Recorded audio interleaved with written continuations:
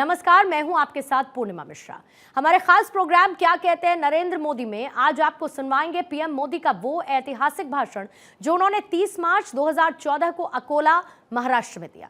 मोदी जी ने अपने भाषण में कहा कि कांग्रेस के कारण देश रोज नई समस्याओं को झेलता रहेगा और इसीलिए समस्याओं से मुक्ति के लिए देश को कांग्रेस मुक्त करना होगा।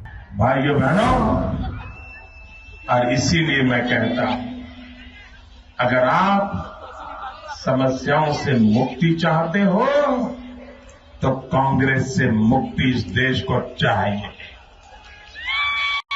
भारत कांग्रेस मुक्त होगा तभी भारत समस्या मुक्त होगा। अगर भारत कांग्रेस मुक्त नहीं होता है तो यह देश रोज नई समस्याओं को झेलता रहेगा। मैं नौजवानों को पूछना चाहता हूं, जवाब देंगे नौजवान? आपके माता पिता को, आपके भाई बड़ील को जैसी जिंदगी जीनी पड़ी, क्या आप ऐसी जिंदगी जीना चाहते हो?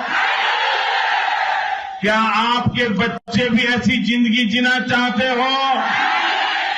और अगर नहीं चाहते हो तो जिन्होंने ये मुसीबतें पैदा की है उनको विदाई करने का समय आ गया। भाइयों बहनों, यहां पर कॉटन की खेती होती है। भाइयों बहनों, यहां पर कॉटन की खेती होती है और किसान आत्महत्या कर रहा है। कॉटन की खेती गुजरात में भी होती है, लेकिन वहां किसान को आत्महत्या करने की नौबत नहीं आती है। सूखा हमारे यहां भी पड़ता है, लेकिन मरने की नौबत नहीं आती है। भाइयों बहनों, देश के कृषि मंत्री यहां से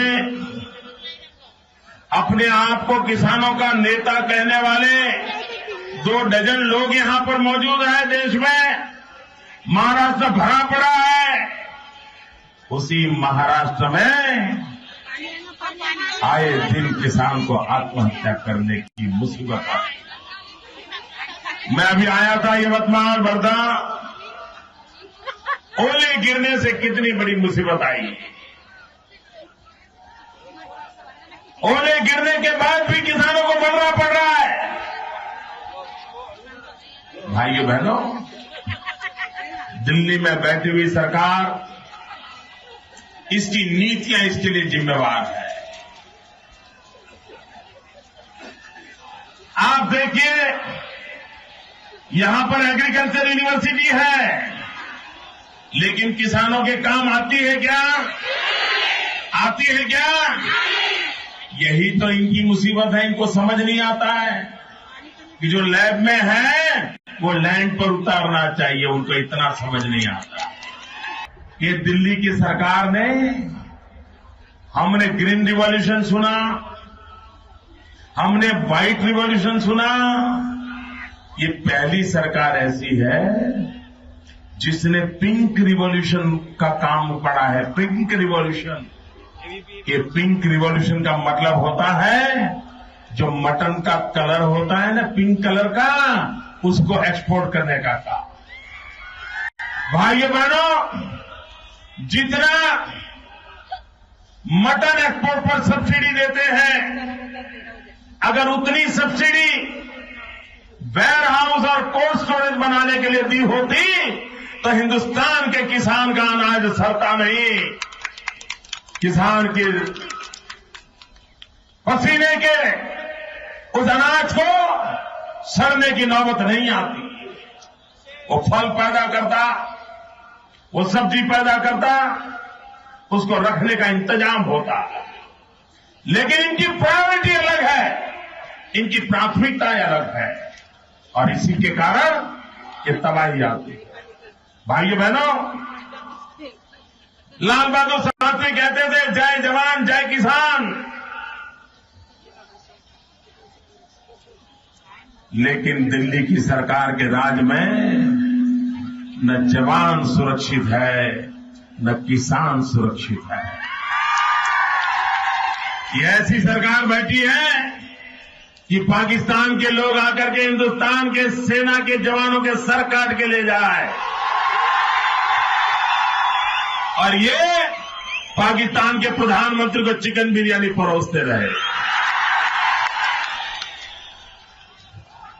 भाइयों बहनों, देश आजाद होने के बाद जितने युद्ध हुए हैं, उन युद्धों में जितने जवान मरे हैं, उससे ज्यादा मेरे किसान आत्महत्या कर करके मरे हैं। और इसलिए भाइयों बहनों, कांग्रेस का नारा लाल बहादुर शास्त्री ने जो दिया था, जय जवान जय किसान, वो बदल गया है। अब जो कांग्रेस है उसका नारा है, मर जवान मर किसान। किसान भी मरे, जवान भी मरे, लेकिन कांग्रेस की झोली भरे, यही उनका खेल चला है। अभी अभी कांग्रेस पार्टी ने घोषणा पत्र जाहिर किया। ये घोषणा पत्र नहीं है, ये धोखा पत्र है। उन्होंने कहा है कि वे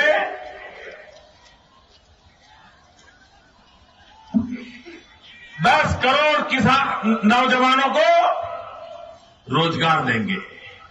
भाइयों बहनों, जब अटल बिहारी वाजपेयी की सरकार थी, 6 साल में 6.5 करोड़ नौजवानों को रोजगार दिया था, और इन्होंने 10 साल में सिर्फ 1.25 करोड़ नौजवानों को रोजगार दिया है।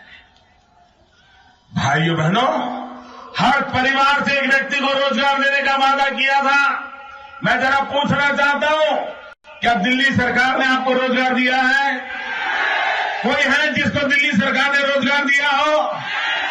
अब फिर नया वादा, एक नया झूठ, एक नया धोखा पत्र।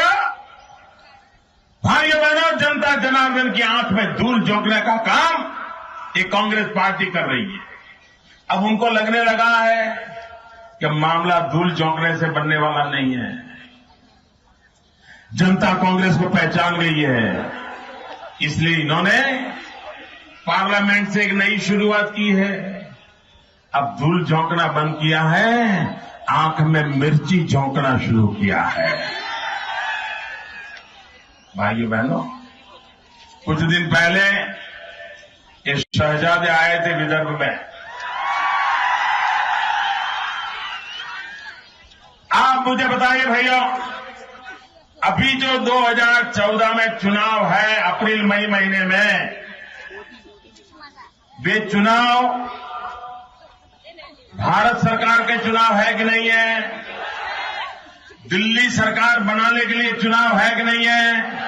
जरा बताओ ना, किसके चुनाव है? दिल्ली सरकार के चुनाव है ना? प्रधानमंत्री चुनना है ना? एमपी चुनना है ना? तो भाइयों बहनों, इस चुनाव में दिल्ली सरकार के कामों की चर्चा होनी चाहिए कि नहीं होनी चाहिए? उन्होंने 10 साल में काम क्या किया, उसका हिसाब देना चाहिए कि नहीं देना चाहिए? जनता को पाई पाई का हिसाब देना चाहिए कि नहीं देना चाहिए? फल फल का हिसाब देना चाहिए कि नहीं देना चाहिए? क्या क्या किया वो कहना चाहिए कि नहीं कहना चाहिए? कब कब किया, कैसे किया, किसके लिए किया, क्यों किया, रात को किया कि दिन को किया, देश में रखा कि बाहर रखा, किस किस का किया, ये सारी बात बतानी चाहिए कि नहीं बतानी चाहिए? वो जवाब दे रहे हैं क्या? मुझे बताइए, जवाब दे रहे हैं कि नहीं दे रहे? भाइयों बहनों, लोकतंत्र में दिल्ली में बैठी हुई सरकार की जिम्मेवारी है वो जनता को अपने काम का हिसाब दें। सरकार में बैठे हुए लोगों को विपक्ष पर आरोप करने का अधिकार नहीं बनता है। मैं 2012 में गुजरात में चुनाव लड़ा। मैंने जनता को पल पल का पाई पाई का हिसाब दिया। कांग्रेस के लोग आए, झूठ चलाते रहे, शहजादे आए, 2002 में आए, 2004 में आए, 2007 में आए, 2009 में आए, 2012 में आए। रोज एक झूठ का पुलिंदा छोड़ते थे, लेकिन गुजरात की जनता की आंखों के सामने सच पड़ा था। उन्होंने कभी कांग्रेस के झूठ को स्वीकार नहीं किया। उनका झूठ का गुब्बारा उड़ नहीं पाया। और अब विदर्भ में आकर के कह रहे हैं कि गुजरात में विकास के नाम पर झूठे गुब्बारे उड़ाए जा रहे हैं। अरे ये बात तो तुमने गुजरात में आकर के कही थी और गुजरात की जनता ने तुम्हें करारा जवाब दे दिया। हमारा एक ही मंत्र है, विकास। सब समस्याओं का समाधान होगा विकास। गरीब के घर में चूल्हा जलेगा, गरीब के बच्चे भूखे नहीं मरेंगे, भरपेट उसको खाना मिले।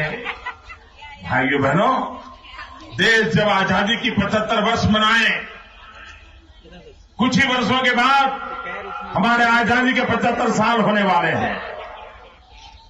जब आजादी के 75 साल हो, भाइयों बहनों, मेरा एक सपना है। मुझे आपका आशीर्वाद चाहिए। मुझे वो सपना पूरा करने के लिए आशीर्वाद चाहिए।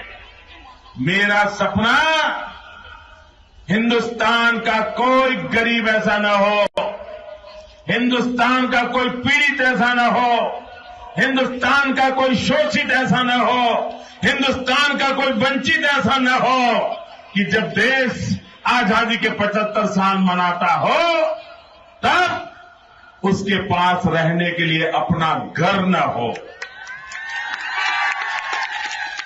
गरीब से गरीब व्यक्ति को रहने के लिए घर हो, घर में नल भी हो, नल में पानी भी आता हो, बिजली भी हो, शौचालय भी हो, नजदीक में बच्चों के लिए स्कूल हो, बूढ़े माँ बाप के लिए अस्पताल हो। ऐसा हिंदुस्तान बनाने का मेरा सपना है भाई। आप मुझे आशीर्वाद दीजिए। महाराष्ट्र के सारे कमल हमें भेजिए। भारतीय जनता पार्टी, शिवसेना, आरपीआई की युति है, महायुति। सभी उम्मीदवारों को आप विजयी बनाइए। दिल्ली में एक मजबूत सरकार, एक काम करने वाली सरकार, देश को आगे ले जाने वाली सरकार बनाने के लिए मैं आज आपके पास आया हूं।